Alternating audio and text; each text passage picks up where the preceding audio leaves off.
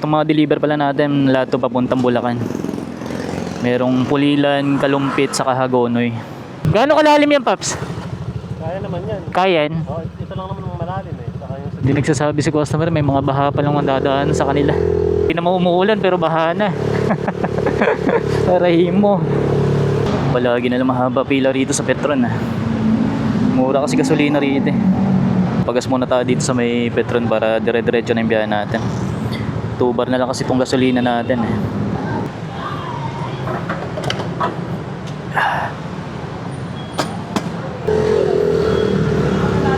Biyahe na mga paps. For today's vlog, biyaheng Lalamove ulit tayo. Bali meron na tayo nakuha ang booking. Pick up natin dito sa may Diliman, papuntang Pulilan, Bulacan. Itong gitara pala natin na to, pinadeliver sa atin to ng regular customer natin na nakuha natin kay Lalamove. Deliver naman natin na ito dun sa Hagonoy, Bulacan. Itong pipick upin naman natin kay Lalamove ngayon, papuntang Pulilan, Bulacan naman to mga paps. Pick up natin dito sa may Diliman. Kaya bali dalawa na yung deliver natin. At kung masasabayan pa natin itong Pulilan natin, mas okay. Kasi itong gitara hindi naman siya nakabook eh. Ito nakuha pala nating regular customer kay Lalamove. Pagka meron siya mga booking na malalayo, at more on pa abono din kasi siya mga paps. Kaya sa atin yun na pinapadeliver. Kaya tawagan niya lang tayo. Hindi niya na binubuk sa Lalamove. Alam naman natin pahirapan sa pagpapaabono kay Lalamove. Marami din kasi mga rider na takot mag-abono. Unang-unang kalaban mo kasi dyan yung scam. Kapakahirap ka bumiyahe tapos may scam ka lang. Kaya ayun yung iniiwasan natin mga rider. Marami kasi ngayon mga hindi lumalaban ng patas. Gusto nila easy money. Nila magbanat ng buto. Hello po, good morning po. Hello po. Ma'am, dito na ako sa pick up. Wait lang, sir. Yung pita yan, no? Sa Pagpulilan. Po ma'am, papuntang Pulilan po to. Apo. Apo. Sir, nagpaano ba kayong Gcash? Gcash po yung bayad niyo ma'am? Oo, mamaya okay lang. Opo, okay lang naman po. Oo, sige. Tapos, kuya, kaya ba siya ng before what? Before 1 po? Oo, mag-answer lang ako. Mag-answer lang ako.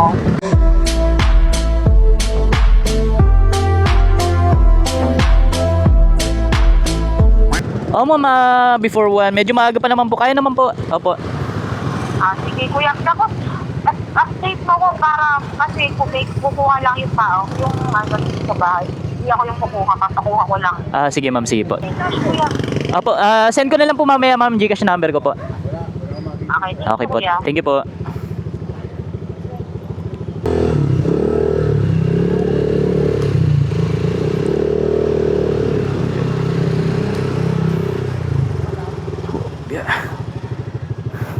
Andrea Bulyag po ma'am na. Sige po, ako na po.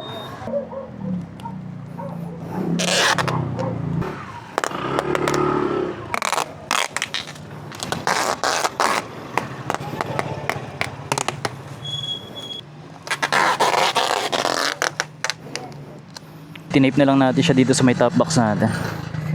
Pero pag kami nakuha pa tayong kasabay, pwede dito sa may top box mismo. Set up muna natin tong 360 camera natin. Yan. Masyado mahaba. Okay. Good to go na tayo. Bali, meron na tayong dalawang i-deliver dito. Ito yung papuntang Pulilan, saka ito na Hagonoy, Bulacan.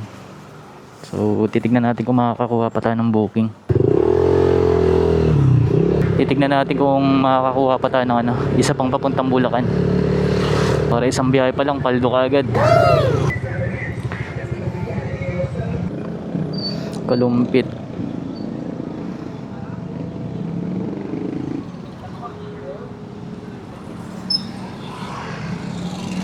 Pwede na siguro to, Kalumpit, Bulacan.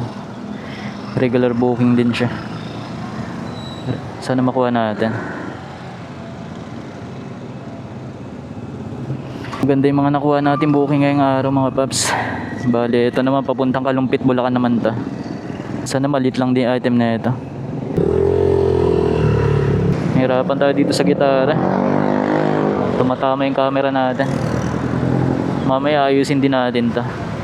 Baka ipatong na lang natin siya sa may top box natin. Alamin muna natin kung ano ipapadeliver sa atin dito sa Project 3. Ito yung papuntang Kalumpit, Bulacan naman.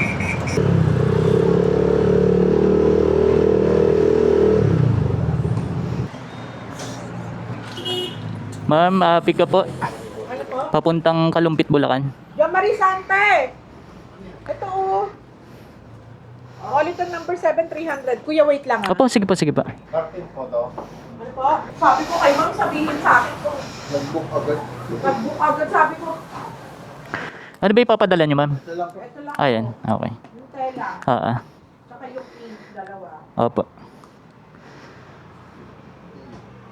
Kuya, magkano bayad sa kanya? Ano po, ma'am? 297 pesos po. Wala, ang layo ko. Oo nga po. Tiyagaan lang talaga. Gasolina mo, parang talo ka pa. Opo, ma'am. Paano to, sir? Thank you po.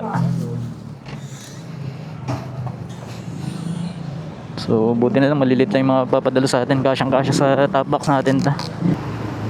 Yun, buti na lang mga paps. Maliit lang tong ano pinadala sa atin dito. Tapos yung gitara natin, bali patong na lang natin siya rito. Ibabaw na lang natin siya dito sa may top box natin para walang sagabal sa harap natin. So, biyahe na. Biyaheng panorte ulit tayo mga paps.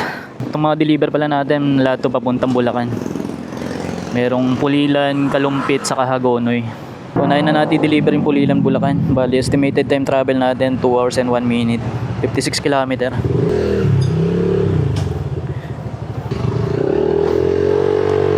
Ay lang din kagandahan pala pagka nag long ride ka. Pagka sa isang biyahe mo, 3 kaya higit pa yung dala-dala mo. Tapos ganun ulit pabalik. Pwede ka nang gumarahe kaagad nun.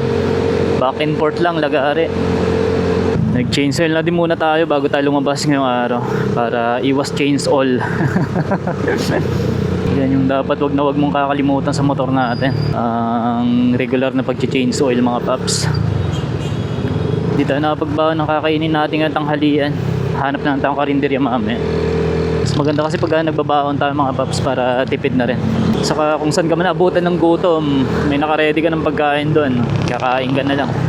Dito na mag-uumpisa yung kalbaryong kalsada. Mula doon yan sa Bulacan, ganito na yung kalsada hanggang doon. Lubak-lubak eh. Yung Bulacan, tawag nila ron, lubakan na eh. Itong 3 dala nating to, nasa 1,000 na kaagad yung ano natin dito, shipping fee. Tapos maganda pa ulit yung mga makukuha natin booking pang uwi natin mamaya. Paldo. Tapos sa gabi, sundutan mo naman ng joyride. Baka dito na tayo yayaman. Katulad ni Ninong Jack. Grabe, halimaw bumiyahe yun. Nakapag-ipon-ipon ngayon, may L300 na siya. Wow. Ayun yung mga halimbawa ng mga rider na ano, magandang tularan, marunong mag-ipon.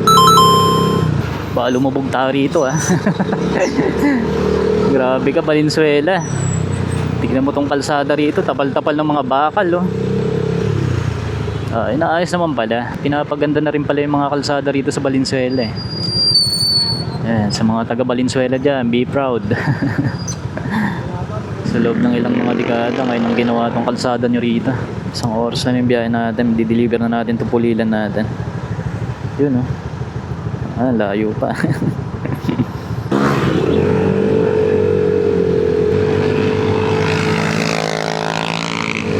Nakita nga pala natin latest post ni Kapwa about dun sa kung anong motorcycle scooter ang pinakamabilis sa 155, 160 category. Hindi naman tayo bumili ng motor para mag-racing sa kalsada Bumili tayo ng motor para may panghanap buhay tayo. Saka safety first lagi mga paps. Ako kasi lagi yung iniisip na may pamilyang nag-aantay sa akin sa pag-uwi sa bahay Tandaan natin, iisa lang ang buhay natin. Sa isang pagkakamali, tapos ang lahat. Magiging kwento ka na lang talaga.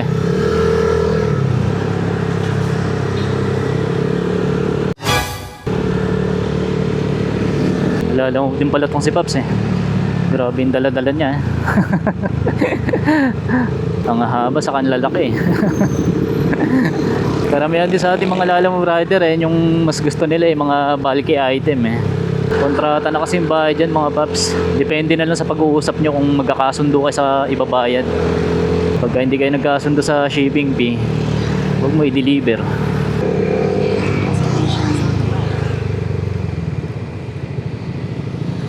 Hello po, mama, dito na ako sa mismong Richfield po. Nasend ko na po. Nandiyan na po ba yung kukuha? Kakatukin ko na lang po ma'am, no?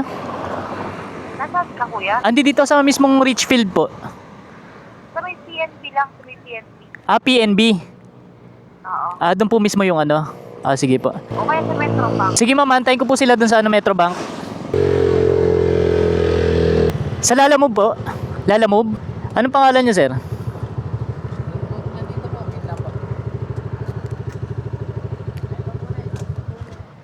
Nicole Lopez, ma'am. Po.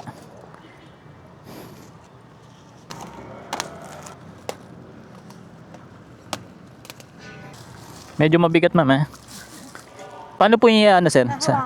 Sakay niyo muna. Tsurang ko lang, ma'am, ha? Proof of delivery lang pa. Okay na po. Thank you po. Thank you po. Na-drop na natin dito sa may Pulilan. Ay, wala tayong lalabag. Skip muna natin. Sunod natin di-deliver tong Kalumpit Bulacan natin. Deliver muna natin to saka yung panghuli Hagonoy Bulacan. Sabi ng customer sa atin, okay po, save ko number mo kuya. Lagi ako nagpapadeliver, pag next time ikaw na lang ulit. Ayun, kung makakakuha ulit tayo ng regular customer natin kay Lalamove ba.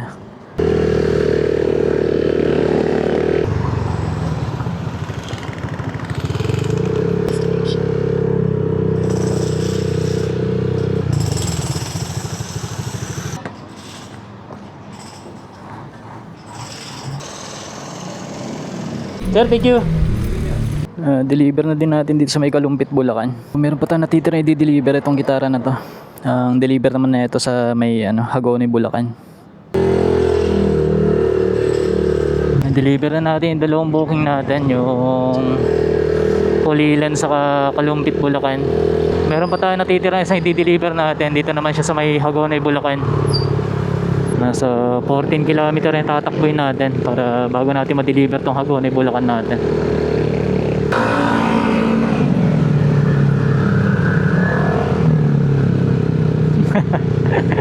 Nakaubad pa tong mga tong init-init. Lalakas yung mga bossing.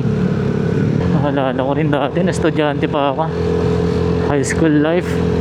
Nilalakarin mo nasa 12 kilometer papunta, tapos pag uwi lakad ulit. Sobrang hirap ng buhay talaga eh. Maski bike di kami makabili, kaya very thankful talaga tayo na ngayon nakabili na rin tayo ng sarili nating motor. Meron tayong nagagamit sa paghahanap buhay. Sa pagiging delivery rider parang nakakalibang din eh, kasi kung san ka rin nakakapunta na eh. Yung mga di mo napupuntahan dati ngayon napupunta mo na. Kagandahan pa nun, nakakagala ka na, kumikita ka pa. Ice cream muna kaya tayo. Ice cream muna tayo rito. Ay kuya. Yan. Magkano yung tinapay kuya? Isa nga.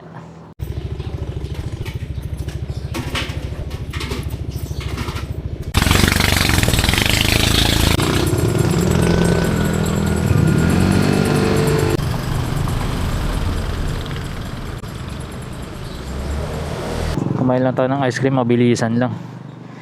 Gutom na din talaga kasi ako.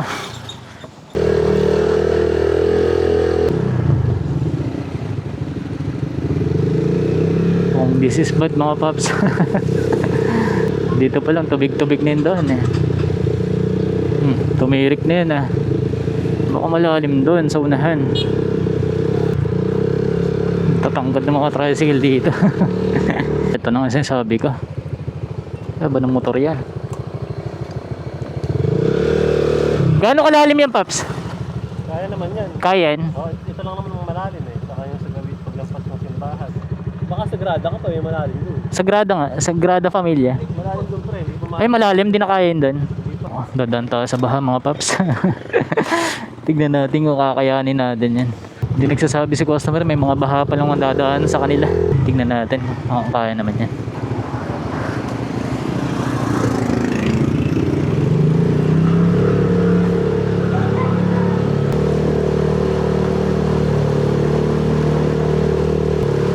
Gantong-ganto rin dun sa Nabotas eh. Pero dun talaga malakas yung ulan kaya binabaha sila ron. Eh dito hindi naman umuulan pero baha na. Rahim mo. Buti na lang kamo walang mga butas yung kalsada rito. Kasi pag nalubak pa rito wala na, mababasa tayo. Ano ang position natin dito.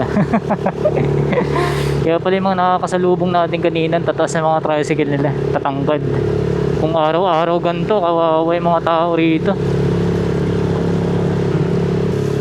Naku, mukhang malalim dun ah.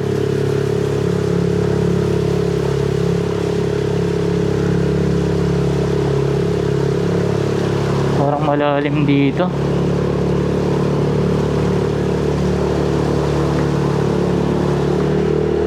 Mukhang kailangan na natin mag-chainsaw pagtapos ang deliver natin dito.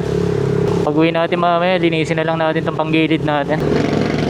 Eh, baha na naman ulit. Pastilan.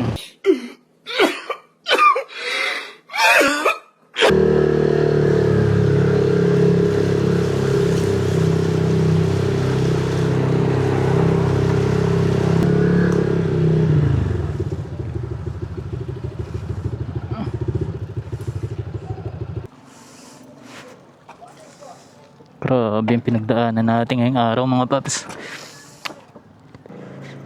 Dito po si Ma'am Mary Rose po.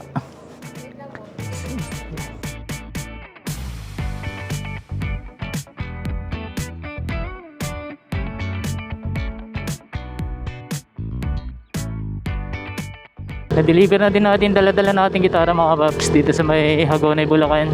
Ang hirap pala talaga pagka hindi mo kabisado yung lugar eh. Wala tayong kamalay-malay pag de-deliveran pala natin baha-baha.